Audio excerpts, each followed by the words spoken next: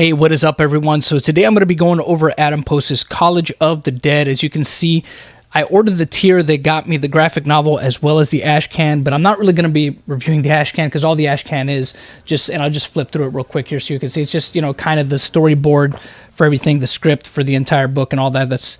And just kind of some of the references and stuff that were used. So I'm really going to be going over the graphic novel, and sorry for the background noise there. I apologize for that. But people will probably look at this and think, this is just some kind of Walking Dead ripoff. And, you could see when you read through it that there's probably a lot of inspiration, taken from The Walking Dead, but I would say that it stands on its own. It does have in common with The Walking Dead the fact that it is also in black and white. And right off the bat, what you see here is just kind of bios for the characters in the story. We have the main character. We have pretty much the main villain of the story. Chloe Manning, of course, being a college student and I believe a student body president, if I'm not mistaken. And we have Professor Alina Demikov, who is actually a drug dealer. She's the biggest drug dealer on campus. So she's up to some shady stuff. And then we have a whole host of other characters. Professor Demikov's daughter. We have some supporting characters here as well that they give a little bit of a bio on and just kind of let you know. But it starts pretty much right off. Oh, this is another thing I want to mention right off the bat. The entire book is like this. And I'll go ahead and focus in a little bit here. And by like this, I mean that it's like this. Just a box, 2 boxes on every page. And that's how the entire story is told, which is fine. I had no problem with that. I thought for what it was, it seemed appropriate for the pace and all that. So starts right off, of course, these, it reminded me a lot of, I'm not sure if any of you have seen the anime called, I believe it's called High School of the Dead, where it's just another day at college, then all of a sudden zombies show up. And it was kind of like that in High School of the Dead. If you all have ever seen that anime, then you'll know what I'm talking about, where it's just another day and then all of a sudden, boom, here we go. But it does start off with this. The professor is being told by her accomplice, who also happens to be the main character's roommate, that, the cops are there, and it's probably because the jig is up. They found out about the fact that she's dealing drugs on campus and stuff like that, and this might be it. But it just so happens this is also the day that the zombies arrive, and then everything just goes to hell in a handbasket. So reading through this, one thing I will say right off the bat, one of the criticisms I do have about it is, as you saw previously, all the characters are kind of introduced. There's bios for these characters, and you just get to kind of know them right off the bat. It's not necessarily a gradual thing that happens where there is a couple that just kind of come along, but right off the bat, there's already some that are here in this group that is trying to escape or trying to find a safe escape out of the college. And that's fine. I guess it doesn't feel too organic to do it that way, but I get it. But then again, to be fair, it was kind of like that in The Walking Dead. They just had kind of a group of people that get together right off the bat. So in that sense, that's fine. But here's the thing, though.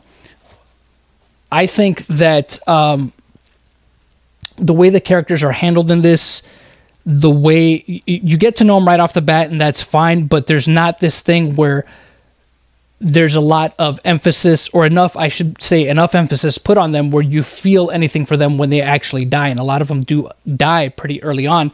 So it kind of, for me, made it pointless to even have them have a character bio at the beginning because they're not going to be sticking around.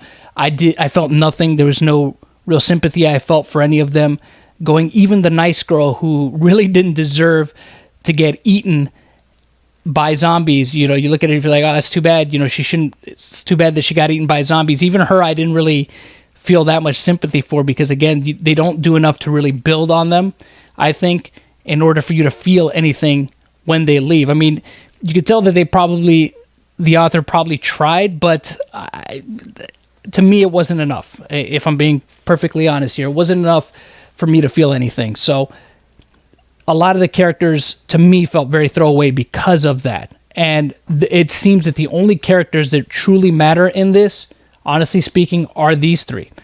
is the main character, Chloe Manning, Professor Elena Demikov, and Ian Demikov, or Ian Demikov, if that's how it's pronounced. Those are the only ones that feel... they're the only characters that feel of any consequence in this. Like, there's the rest of them are, in my opinion, just throwaway characters. They're just there to just kind of fill a spot. So I didn't care for that. And really, this doesn't really, at least the story of these characters don't really get all that interesting, except for Demikov, Professor Demikov off the bat. She seems like an interesting character. But the main character of the story, Chloe Manning, doesn't really pique interest, in my opinion, until about halfway through this story, which is fine. Better halfway through than not at all, because that's one of the things I feared reading through. I'm like, they're not really... Chloe's supposed to be the main character of all this, but, she doesn't really feel all that important. But about halfway through, she started to get a little bit more interesting, and to me, felt, like I felt myself getting more invested in her character about halfway through, which was fine. And by the end, I was totally invested in her character, wanting to see what happens next with her. But like I said, it really feels there's all these other characters that, again, are just throwaway characters, and it really feels like there's only 3 that really matter in the entirety of the story, and that is the 3 that I mentioned before. And what's interesting about Demikov's daughter, Professor Demikov's daughter, is that she's basically a sociopath, and there's an interesting dynamic between her and her mother. Like, she would be fine with not only her mother being dead, but her being the one to off her mother. That's how much she hates her. But her mother, as evil as she is, and is willing to use other people to save her own skin as she is, there seems to be still that need to protect her daughter, and knowing that her and her daughter have this very volatile relationship that hasn't been fully explained just yet, but you kind of get hints of it throughout the entire story here. I'm hoping really that that'll be fleshed out in the future book that comes out, because this is book 1, I believe. Yeah, this is book 1, so obviously there's going to be a book 2 at some point, or at least I hope so. And it's an interesting dynamic that they have there. And again, then you find out as you read further on that Chloe herself also has an unsettling relationship, possibly, with her father. The whole thing is her getting out of this situation so that she could go and check on her father, who she seems to have not the best relationship with. They haven't really said why that is. They kind of hint towards the fact that it could have to do with some form of abuse, although it's left pretty ambiguous. I don't believe that there's anything that is really mentioned as to what exact kind of abuse that was. And for all we know, it could have just been neglect, could have been just physical abuse. I don't think that, if I had to guess, and I could end up being completely wrong about this, I don't believe that it will necessarily have to be any kind of, like sexual abuse or anything like that. I think that it'll end up being probably, or at least, again, if I had to guess, seemingly maybe more of a neglect thing, or maybe possibly even just he would beat her up or things like that. I don't know. It's hard to say without more information to go on, but that would be my guess. I don't get the sense that it's necessarily that, the touching inappropriately or that kind of abuse, but who knows? Maybe it could be. It's hard to say, but that's where everything kind of leaves off. So sorry if I spoiled it for anybody that intends on reading this. I liked it though. All in all, I liked it. It did start off kind of slow. To me, it didn't really build up until a little bit more than halfway through. That's when I really found myself getting much more invested in Chloe as a character.